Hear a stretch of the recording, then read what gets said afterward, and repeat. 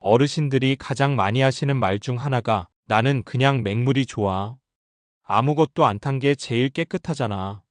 입니다. 반대로 어떤 분은 이렇게 말씀하시죠.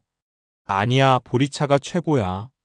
어릴 때부터 먹었고, 속도 편하고 향도 좋아. 물보다 낫지. 실제로 제가 상담했던 김모 어르신 78살입니다. 하루에 물을 10잔 넘게 마시면서도 계속 피곤하고 어지럽다는 증상을 호소하셨습니다. 검사 결과는 전해질 불균형. 물을 많이 마셔도 영양분이 따라주지 않으면 몸 안의 균형이 무너질 수 있습니다. 또 다른 분, 박모 어르신 77. 늘 보리차만 고집하셨고 심지어 보리차에 소금을 약간 넣는 습관도 있었죠. 그런데 이분은 요로결석으로 병원에 입원하셨습니다. 의사가 하신 말씀이 이랬습니다. 보리차 자체는 좋은데 물을 거의 안 마시고 보리차만 계속 마신 게 문제였어요. 이처럼 물과 보리차 모두 좋은 음료지만 무작정 한 가지만 고집하면 오히려 독이 될 수 있습니다. 그렇다면 나이 들수록 무엇을 더 마시는 게 좋을까요? 맹물처럼 깔끔한 순수한 수분이 중요할까요? 아니면 미네랄과 향, 항산화 성분이 들어있는 보리차가 더 유리할까요? 오늘은 이 주제에 대해 건강 컨설턴트로서의 경험, 그리고 국내외 연구 자료를 바탕으로 진짜 몸에 좋은 수분 섭취법을 비교해서 알려드리겠습니다. 먼저, 물, 우리가 가장 기본으로 마시는 음료입니다. 몸무게의 절반 이상이 수분으로 구성되어 있다는 건 많이들 들어보셨을 겁니다. 특히 나이가 들수록 혈액의 점도는 높아지고 세포 사이사이 수분이 줄어들기 때문에 맹물을 마시는 것 자체가 노화 방지의 기본이라 해도 과언이 아닙니다. 실제로 하버드 보건대학원에서는 이렇게 이야기합니다. 나이 들수록 갈증을 느끼는 능력이 저하되고 탈수를 인식하지 못한 채로 신장 기능이 급격히 떨어질 수 있다. 즉, 목이 마르지 않아도 물은 꼭 마셔야 한다는 거죠. 또한 물은 아무것도 첨가되지 않았기 때문에 특별한 식이 제한이 있는 어르신들에게도 안심하고 권할 수 있는 가장 기본적인 수분 공급 수단입니다. 제가 상담했던 73 오모 어르신, 소화가 잘 안 되고 약을 먹고도 변비가 계속된다는 분이셨는데요. 이분은 하루 커피 2잔에 보리차 2잔, 물은 거의 마시지 않았습니다. 그런데 물 섭취량을 하루 6잔으로 바꾸고 난 뒤 소화 기능과 배변 습관이 눈에 띄게 개선됐습니다. 하지만 여기서 주의할 점도 분명히 있습니다. 단순히 많이 마신다고 무조건 좋은 건 아닙니다. 첫째, 과도한 수분 섭취는 저나트륨 혈증, 즉 체내 염분이 부족해지는 상태를 유발할 수 있습니다. 특히 콩팥 기능이 약해진 노인이라면 한 번에 많은 양의 물을 들이키는 습관은 오히려 신장에 부담을 줄 수 있습니다. 둘째, 빈속에 찬물을 마시는 습관도 문제입니다. 위장에 부담을 줘서 복부팽만, 소화불량, 심지어 장 트러블을 일으킬 수 있죠. 또 한 가지, 정수기 물만 고집하는 분들이 많은데 정수기 필터를 제때 교체하지 않거나 미네랄이 너무 제거된 물만 장기간 마시는 것도 오히려 건강에 불리하다는 연구 결과도 있습니다. 그래서 물은 반드시 양과 온도, 질을 함께 고려해서 마셔야 건강한 수분 섭취가 될 수 있습니다. 정리하자면 물은 모든 음료의 기본입니다. 하지만 노인에게는 언제, 얼마나, 어떤 물을 마시는지가 핵심입니다. 특히 아침 기상 직후 한 컵의 따뜻한 물, 식사 사이사이 소량씩 자주 마시는 습관이 가장 이상적입니다. 이번엔 많은 어르신들이 즐겨 드시는 보리차에 대해 이야기해 보겠습니다. 보리차는 단순한 물이 아닙니다. 보리를 볶아서 끓인 이 음료는 은은한 향과 함께 몸에 좋은 여러 가지 성분을 담고 있습니다. 일본 노화영양학회에서는 이렇게 발표한 적이 있습니다. 보리차에는 피라진이라는 성분이 들어있어서 혈액 흐름을 부드럽게 만들고 혈전 형성을 막아줄 수 있다는 것입니다. 특히 나이 들수록 혈관이 딱딱해지고 혈압과 혈당 조절이 어려워지는 어르신들에게 보리차는 단순한 수분 보충 그 이상이 될 수 있습니다. 제가 상담했던 79 박모 어르신은 물을 거의 안 드시고 하루 내내 진한 보리차만 드셨습니다. 당뇨도 없고 소화도 잘 된다고 하셨는데 갑자기 요로결석으로 응급실에 가셨습니다. 의사 말씀이 이랬습니다. 보리차는 건강에 좋은 건 맞지만 수분 순환을 돕는 맹물의 역할을 완전히 대체할 수는 없다는 겁니다. 또한 보리차를 너무 오래 끓이면 탄닌 성분이 과도하게 우러나 위에 부담을 줄 수 있다는 점도 주의해야 합니다. 그리고 어르신들 중에는 보리차에 소금을 조금 타서 드시는 분들도 있습니다. 이건 일종의 전통 방식이지만 신장 기능이 약한 분들에겐 위험할 수 있습니다. 혈압이 높은 분이라면 더더욱 조심해야 합니다. 그렇다고 보리차를 무조건 피하라는 이야기는 아닙니다. 카페인이 없고 향이 좋아 물보다 마시기 쉬우며 특히 여름철 땀을 많이 흘리는 어르신에겐 보리차가 수분 섭취를 돕는 좋은 도구가 됩니다. 서울의대 김영호 교수는 이렇게 말합니다. 보리차는 맹물보다 미네랄과 향이 들어있어 수분 섭취를 유도하는 데 매우 효과적이다. 하지만 보리차만 마시는 것은 바람직하지 않다. 요약하자면 이렇습니다. 보리차는 향과 성분 덕분에 수분 섭취를 도와주고 노화된 혈관에도 도움이 될 수 있다.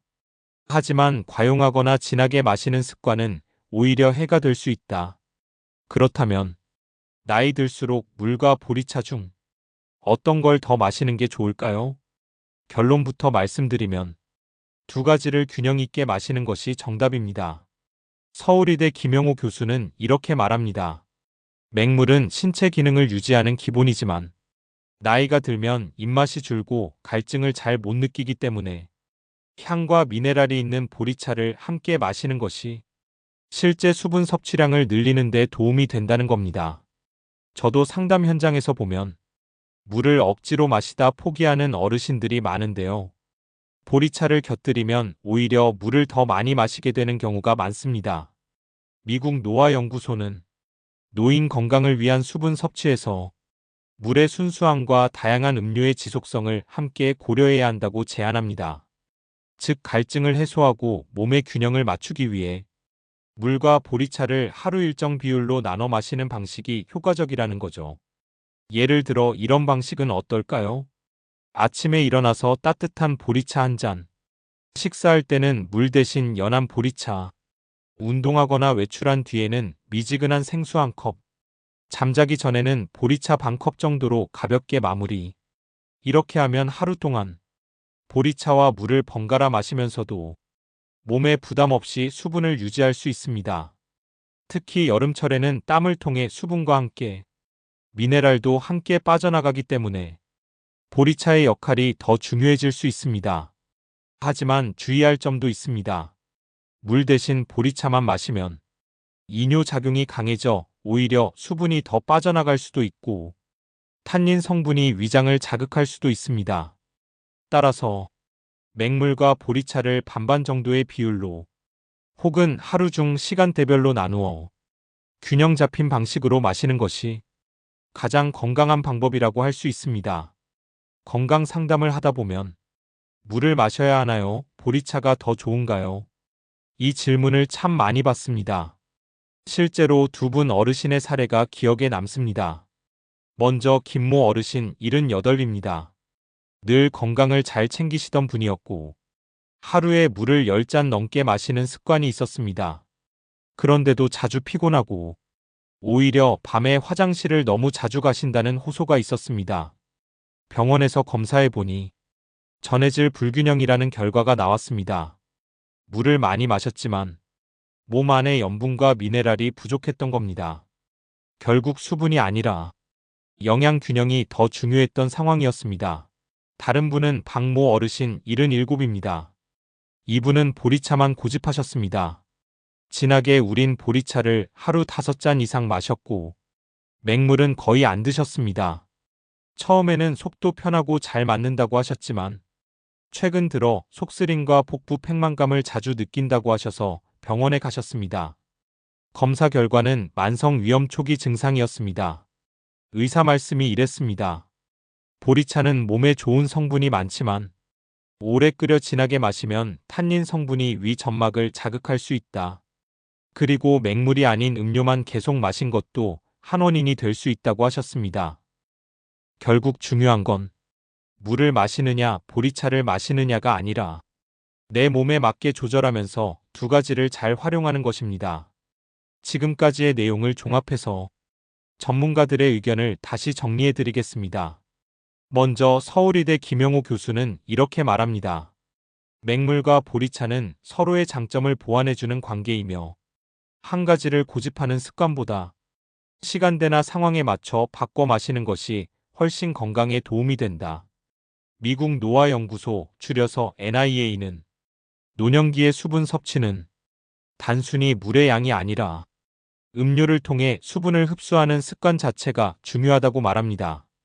또한 세계보건기구 WHO에서는 노인의 하루 수분 섭취량으로 남성은 약 3리터, 여성은 약 2.2리터를 권장하고 있습니다. 단 여기에는 음식 속에 들어있는 수분도 포함되므로 하루 중 6잔에서 8잔 정도의 음료 섭취가 기본이 됩니다. 마시는 물의 온도도 중요합니다. 너무 차가운 물은 위장에 부담을 주고 너무 뜨거운 보리차는 점막을 자극할 수 있습니다.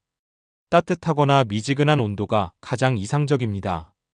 결국 핵심은 이렇습니다. 내 몸 상태에 따라 그리고 시간대에 맞춰 맹물과 보리차를 조화롭게 마시는 습관이 필요하다는 것입니다. 오늘 내용을 정리해 보겠습니다. 물과 보리차 둘 다 몸에 좋습니다. 하지만 한 가지만 고집하는 건 오히려 건강에 해가 될 수 있습니다. 물은 체온을 조절하고 노폐물을 배출하는 데 기본이 되는 수분이고 보리차는 항산화 성분과 향이 있어 노년기의 혈관 건강과 수분 섭취에 도움이 됩니다. 하지만 보리차만 마시면 탄닌 성분이 위를 자극할 수 있고 맹물만 마시면 전해질 부족으로 어지럼증이나 피로를 겪을 수 있습니다. 그래서 추천드리는 방식은 이렇습니다. 아침에 일어나자마자 따뜻한 보리차 한 잔, 식사 중에는 연한 보리차, 운동하거나 외출 후에는 맹물 한 컵, 저녁에는 따뜻한 물이나 보리차 반 컵 정도로 가볍게 마무리.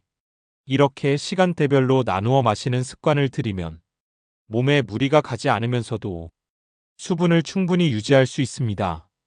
또한 수분을 억지로 마시기보다 마시고 싶은 환경을 만드는 것도 중요합니다.